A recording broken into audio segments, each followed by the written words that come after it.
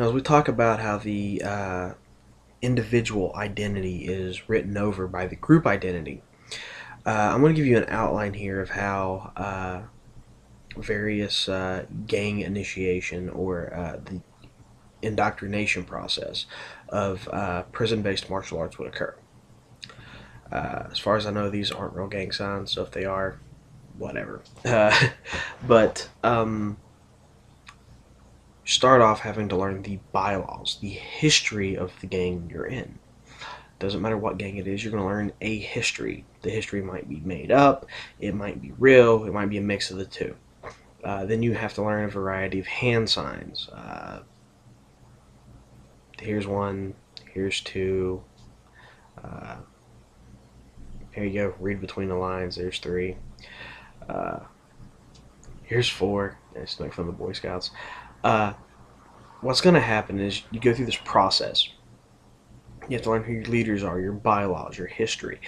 As you're doing this, you learn a few basic fighting techniques, usually most likely drawn from boxing, sometimes kickboxing, and there's a little bit of judo, or at least some throws thrown in. Usually no more than two or three. Say a hip throw, a shoulder throw, and a shoulder wheel throw, also known as the fireman's carry, and Greco-Roman wrestling. Throw in a little bit of wrestling too. Wrestling's prevalent in high school.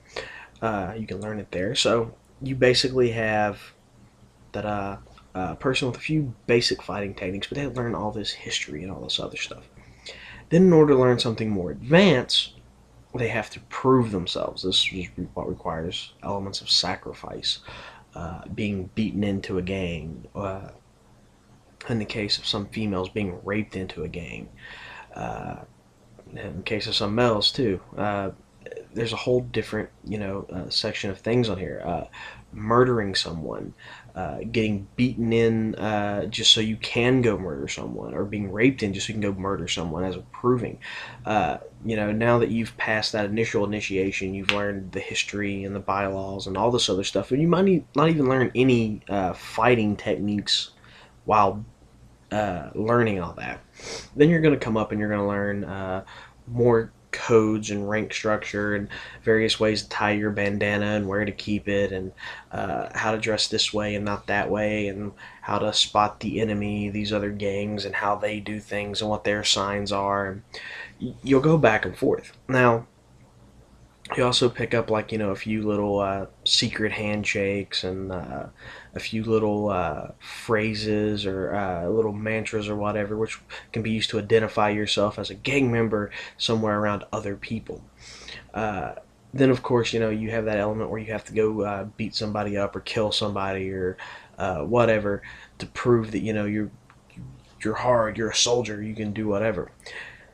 Now what happens is initially you kind of go in, get beat down, and you'll have to go through that phase where you have to actually go kill someone for some of the more violent gangs out there.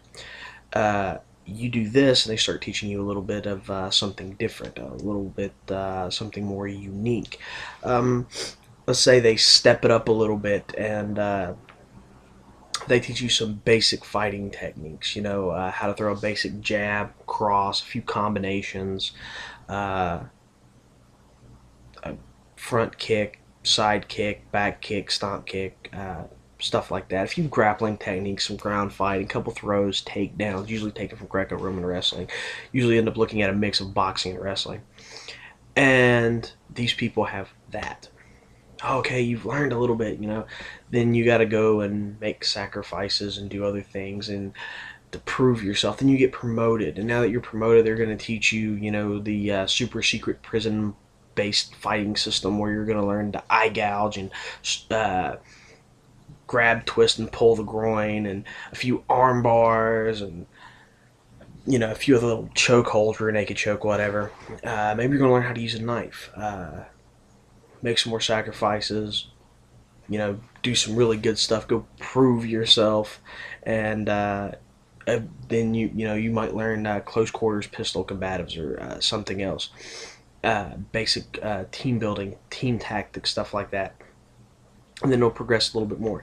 Maybe you'll get to learn to be the guy who knows how to build pipe bombs, or maybe you'll be the guy who learns to do various things. Certain gangs have actually been known that like everyone wanted to be a hitman, or wanted to be a hitman simply because being a hitman meant you had status, you were a real soldier, you were a real badass.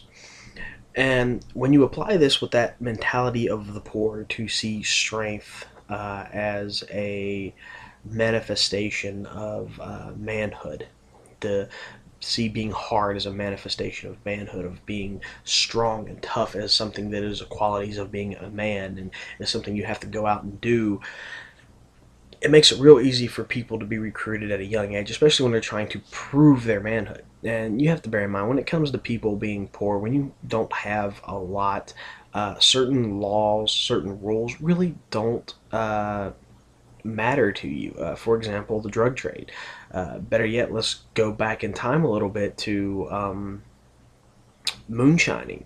Uh, you know, the Dukes of Hazzard, back in that series long ago, uh, was about a family of moonshiners, with two guys who were on probation for selling and transporting moonshine, who had a really badass souped up car that was used to transport moonshine and outrun the police. And these guys being on federal probation for this stuff while still running moonshine to pay the bills and everything else, they couldn't own guns, so they had to do everything with a bow and arrow. Uh, it's an example of how popular culture and is an influence, is no different than gangster rap for really this time period. Because whether you're talking about running moonshine or selling drugs, you're talking about someone who is circumventing what they feel is the law, getting in the way of them being able to provide for their family.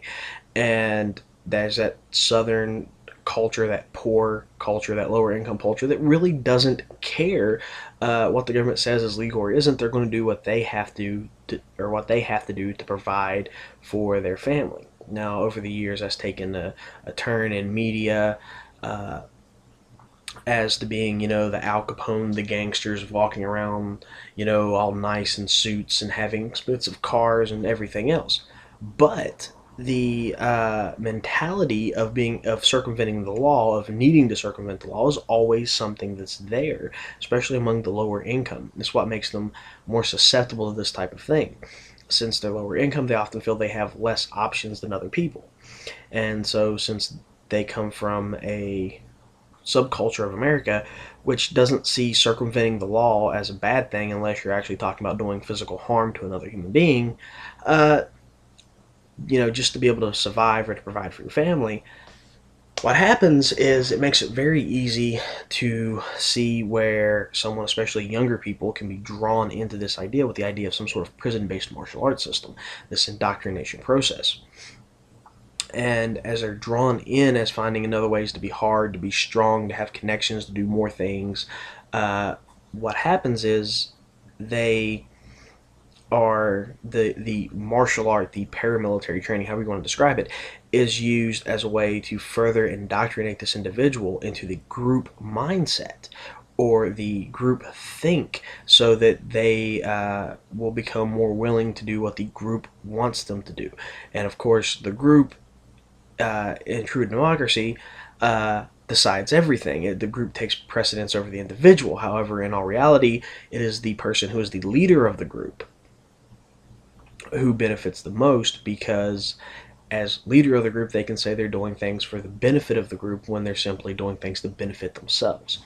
That's kind of one of the things that you need to realize that you deal with when you're talking about gang culture or gang warfare or prison-based martial arts or any of that, because gangs are such a large part of the institutionalized system.